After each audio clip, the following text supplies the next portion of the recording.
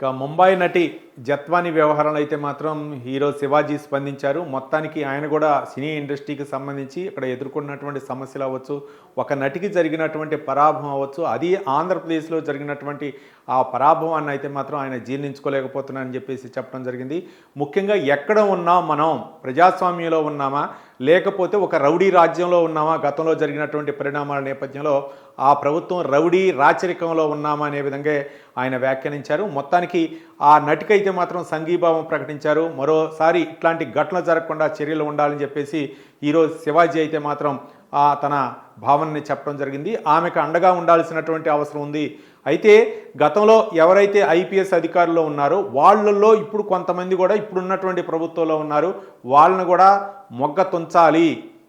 చాలా వరకు ప్రక్షాళన చేశారు, కానీ ఇంకా చేయాల్సినటువంటి అవసరం ఉంది. ప్రభుత్వం మారింది కాబట్టి ఆ నటి మీడియాకు ముందుకు రాగలిగింది, ధైర్యంగా వచ్చి చెప్పగలిగింది. గత హయాంలో ఈ ఒక్క ఘటనే కాదు, ఇంకా చాలా ఘటనలు జరిగాయి. ఆ ఘటనలన్నీ కూడా వెలుగు తీయాల్సినటువంటి అవసరం ఇప్పుడు ఉన్నటువంటి ప్రభుత్వంపై ఉందని చెప్పేసి ఈరోజు శివాజీ అయితే మాత్రం వ్యాఖ్యానించడం జరిగింది.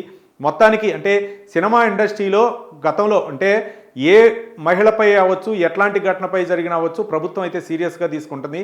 కానీ ఒక ముంబై నటిపై జరిగినటువంటి ఆ ఘటన ఏదైతే ఉందో, ఆమెకు ఒక పారిశ్రామికవేత్తకు జరిగినటువంటి ఆ కేసుకు వ్యవహారం ఏదైతే ఉందో ఆ కేసును ఇక్కడికి తీసుకొచ్చి ఆ ముంబై నటి జత్వాని, ఆమె కుటుంబ సభ్యులు ఇద్దరు కూడా, తండ్రి అయితే మాత్రం మిలిటరీలో రిటైర్డ్ ఉద్యోగి, అలాగే తల్లి కూడా ఆర్బీఐలో రిటైర్డ్ ఉద్యోగి, తమ సోదరుడు అయితే మాత్రం ఇతర దేశాల్లో ఉన్నారు. ఇట్లా ఒక క్రమపద్ధతిగా ఉన్నటువంటి కుటుంబంలో ఆమె ఒక డాక్టర్గా చేసి ఈ నటిగా రాణిస్తుంది. ఈ నేపథ్యంలో పారిశ్రామికవేత్తపై కేసు పెట్టడమే ఆమె చేసినటువంటి నేరమా అనే విధంగా శివాజీ అయితే స్పందించారు.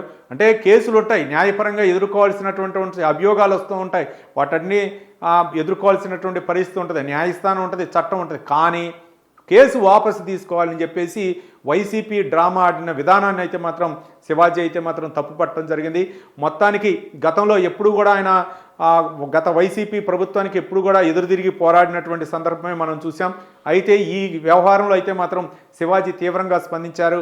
ఎంతటి వాళ్ళు ఉన్నా సరే, అవతల నాయకులు ఎంతటి వాళ్ళు ఉన్నా సరే, నటిని హింసించిన విధానం అవ్వచ్చు, ఆమెపై ఏ విధంగా మ్యూట్స్ కాల్స్ చేసి ఏ విధంగా ఇబ్బందికి గురి చేశారో వాళ్ళందరినీ కూడా పోలీసులు అయితే మాత్రం చర్యలు తీసుకోవాలి. పోలీసు పరంగా, చట్టపరంగా వాళ్ళైతే మాత్రం శిక్షించాలా.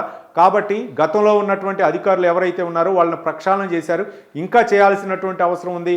బాధ్యతాయుతమైనటువంటి వ్యవహరించే విధంగా అధికారులు అయితే మాత్రం వ్యవహరించాలా. ఇప్పుడున్నటువంటి ప్రభుత్వంలో అయితే మాత్రం ప్రభుత్వానికి ప్రజలు ఏ విధంగా, అంటే కొత్త ప్రభుత్వానికి ఏ విధంగా ప్రజలు మద్దతు ఇచ్చారంటే, గతంలో జరిగినటువంటి అన్యాయాలు, అక్రమాలు జరగకూడదు అనే ఉద్దేశంతో కొత్త ప్రభుత్వానికి మద్దతు ఇచ్చారు. ప్రజలు ఓటు ద్వారా ఎన్నుకున్నారు. కాబట్టి ఈ ప్రభుత్వం అయితే మాత్రం జవాబుదారీతనంగా, ముఖ్యంగా వాళ్ళ తాటలు తీసే విధంగా ఉండాలి ప్రభుత్వం అని చెప్పేసి హీరో శివాజీ చెప్పడం జరిగింది. మరి శివాజీ సినిమా ఇండస్ట్రీకి సంబంధించినటువంటి వ్యక్తి కాబట్టి నటికైతే మాత్రం పూర్తి మద్దతు ఇచ్చారు.